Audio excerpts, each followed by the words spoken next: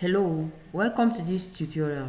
In this video, I'll show you the step-by-step process on how to install and set up your app ActiveCampaign Action Automation for workflows. Once in your account, navigate to App Marketplace, then search for the app and you click on it. Then you click on Install. Select the account where you want to install the app in, and a new tab is going to pop up where you have the custom menu link. Copy the custom menu link, head back to your account, navigate to settings, then look for the custom menu link, click on it and you click on create new. Then you insert an icon, you give it a title, and you paste the link here. You give a sidebar preference and you select the account. Then you give the role-based visibility and you click on save. Once you're done, switch back to the account where you added the custom menu link. Then you click on it.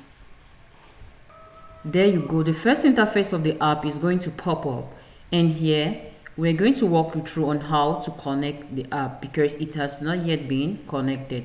So you click on the connect, and the second interface is going to pop up where you have access to the documentation link. We'll have access to the videos that is going to guide you on how to get the necessary credentials to set up or to complete your app setup. We have the setup feature, no worries. Let's walk you through on that. We have our accounts that we've created online. Head to the accounts, click on the settings, and you click on the developer. Then you copy the URL, head back to your account, click on start setup, and you paste. Copy the key, head back to your account, and you paste.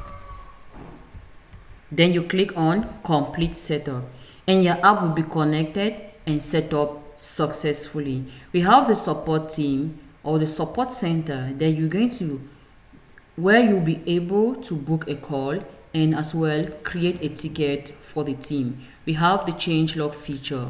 Here you're going to see all the new updates and changes made on this app. To receive emails, toggle on the email notification button, insert your email, then you click on the subscribe. Thanks for watching. You've learned how to install and set up your app. Our support team is available for more guides and tips.